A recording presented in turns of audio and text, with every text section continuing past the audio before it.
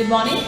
Let us start with the second session of sustainable management of natural resources. So in our previous class we understood what is the meaning of sustainable management of natural resources. We understood the term definition of natural resources, under them which are exhaustible, non-exhaustible, why actually we have to preserve our natural resources. We understood also the definition of management of natural resources and actual meaning of sustainable development.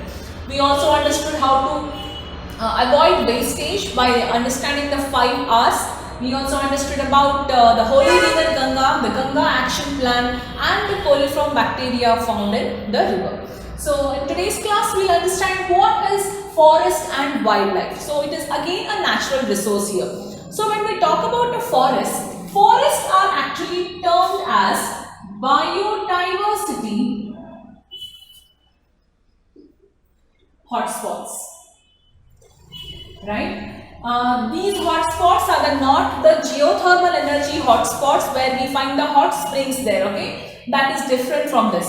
Forests are termed as biodiversity hotspots. Now what do you mean by hotspots?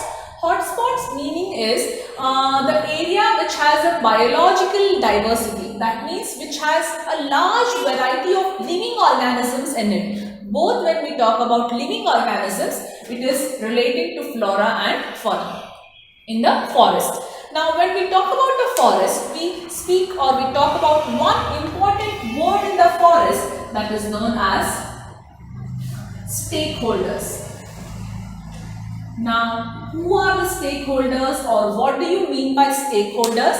Stakeholders are the people who are living in and around the forest or who are getting affected by the forest are known as stakeholders. There is no perfect or a proper definition for a stakeholder, but we can define stakeholder as the people or the organisms who live or who are affected by the forest are known as stakeholders. So who are these stakeholders now? The stakeholders can be local people of the forest. So when we talk about local people, they are nothing but the people who are staying in and around the forest who are known as tribal people actually, right? The second one, forest department.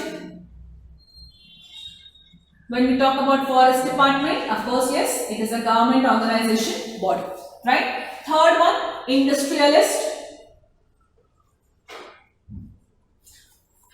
or industrialist we can consider this as.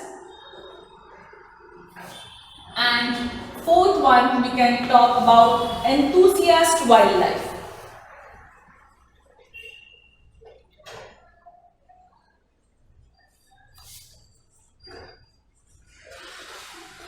Enthusiast wildlife people, I will term this as. Let us understand these people one by one. So these are actual stakeholders of the forest, means local people in the sense tribal people. So why do we call tribal people are the stakeholders? Because tribal people, these are the people who are staying in and around the forest, their livelihood, their day-to-day, like how they lead their life, they stay in forest, they take care of the forest, they use the resources of the forest which is present there. So the livelihood, they daily, without forest they cannot survive. They don't have any other life apart from forest. They are not educated, but forest is the life. If they come out of the forest, there is no life for them. So these people will stay in the forest, make use of the resources of the forest and also take care of the forest. Forest department. Now forest department is a government organization body who will take care of the forest. Now how do they take care of the forest? They make sure that no malpractices or any wrong is happening in the forest. Industrialist will depend on the forest. Now how do they depend on the forest? They depend on the forest for the resources. Now what type of resources? Resources for the mankind development, mankind needs. Now factories will make use of trees. They cut down the trees, they bring it to factories, they make furnitures, they make several other things from the forest. Now forest department and industrialists go hand in hand. Now how in the sense is, Any of the industrialists just cannot come, walk into the forest and start cutting the trees, right? So it is the role of the duty of the forest department to take care of that. So which tree can be cut, how many trees can be cut, how many trees can be allotted, all these things will be decided by the forest department, but that is made use by the industrialist for the growth and development. Next, enthusiast wildlife people. Now, who are these enthusiast wildlife people? They are not staying inside the forest nor in and around the forest, but still they are very much interested about the wildlife people, as well as, or we can say enthusiast wildlife, interested about the flora and fauna of the forest. That means they take care. They have certain NGOs which are running, which will make sure the animals, the trees are all safe in the forest. They are very much interested to learn about them, know about them, about their habitat, food, etc. So these are the 4 stakeholders of the forest. So any of the, like for example, if anything of this is disturbed, then the whole natural resources or the wildlife will be disturbed. Now when we talk about the forest, now how was this done, or how was it taken care during the British era, post-independence and before the British era? Let us understand that. So how our forests were taken care? So during British, before British and after British. So we can tell the life of the wildlife or the forest and wildlife before British, during British,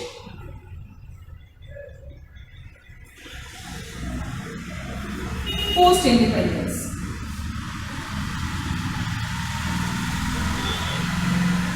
Right? So before British era, what I can talk here is the things were going very well in the forest. So what all 4 stakeholders, what we had written, a very good care was taken about the forest, its resources and wildlife as well. During the British era, what happened? They were forced, the forest was ruined. That means they were forced to cut down the trees in the forest, and what did they do? They actually encouraged for monoculture type of farming. Now there are different types of farming. Now what are these monoculture type of farming? Means growing only one particular type of a crop for farming, for better utilization, for monetization. Only a particular crop was grown in the forest. Rather, they cut down all the trees which was present in and around the forest. So this was followed in British era. What happened post-independence? Post-independence also the forest could not review as much it was before British era. Why? What happened? Because to come out of the monoculture, it took some time, and apart from that, all the industrialists, forest department with their collaboration, so more and more industrialists started developing, or what you can say, they started utilizing the resources as much available in the forest. So it took a very long time to again review back to the old system. So this was about our forest and wildlife, how it was during the British era, before the British era and post-independence. That means our forest was not very safe at that point of time. In sense, safe for the what? Wildlife. Because if there is no trees or this, animals, that is a habitat for the animals, that is a habitat for the local people, that is tribals in the forest. So they started, what actually they started was, they assumed if we allow the tribal people inside the forest, they will start utilizing the limited resources what are also there. So, for example, as we discussed, post-independence, there was much of industrialization. They wanted to make use of the trees, cut down them, make for different technologies, right? So what they assume, if we allow the local people to stay in and around the forest, they will start utilizing the resources what is limited available. Instead, what if we abandon them, or what if we make them move out of the forest so that the resources are only limited to the industries and the forest department. So that was a plan taken. That means they felt that we can conserve the forest, we can preserve the forest by not letting anybody inside. By just putting a barricade, by just fencing something, they assumed that it could be safe. But that was not a thing. It actually took a very big leap at that point of time. The one of the example what I can give you here is the Sal forest in West Bengal, right? So what actually happened here in the Sal forest of West Bengal, the tribal people or the local people what we talk about, they were forced to move out of the forest, assuming that if these people will stay in the forest, then they will start using the resources of the forest and they will deplete it. So these people who were staying in the Sal forest, they were completely, you can say, thrown out of the forest. They were abandoned from entering the forest. Now what will happen to the local people there? Forest was their daily livelihood. So they were dependent on the forest. They had no life beyond the forest. So these people started rebelling against the government, rebelling against the forest department. So they became Naxals. Now Naxals are not the terrorists actually. They became Naxals. They started hating the government rules, forest department rules, started killing them, so that they started fighting with them. In fights they started killing them. So that led to a very big issue during that era. So government had to take certain actions or certain measures against this. So what they did was, they appointed an officer named A.K. Banerjee. So what this person did was, he collaborated with those Naxals. Naxals are nobody, they were once upon a time the tribals, local people, stakeholders of the forest. So he collaborated with them, spoke to them and made sure that they are given equal rights in the forest, as well as the resources which were limited to them were provided to them. So the things moved on well, and later Sal forest could review as it was before. So this is how, which tells us that if you want to conserve the forest or our natural resources, we just can't abandon them using it. For example, if you tell that we have to preserve petrol, we have to conserve fossil fuel, you just can't put a board at the petrol pump saying that petrol not available because we have to limit the resources, right? But we have to use it in the judicious manner. Similarly, in forest, we cannot abandon the people entering the forest, right? But make sure that the resources are limited and they are used judiciously. Only when the stakeholders, only when the tribal people, all this will collaborate with each other, they go hand in hand, a forest can review well. Now there are many stories based on this forest and wildlife. So one best name, what I can tell you is Bishnoi, that is Amrita Devi Bishnoi. Amrita Devi Bishnoi. She won the National Award for Wildlife Conservation.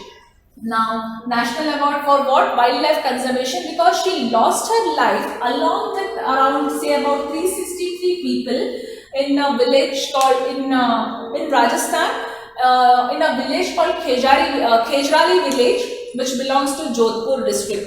She was the one to protest against or to protect the Khejrali trees or Khejri trees, what we say, which was there in Rajasthan. To save the Khejri trees, she lost her life along with 363 people over there. So that is why every year Amrita Devi Bishnoi Award, it's given to a person it's a National Award for Wildlife Conservation. On her name, the award is given to every year.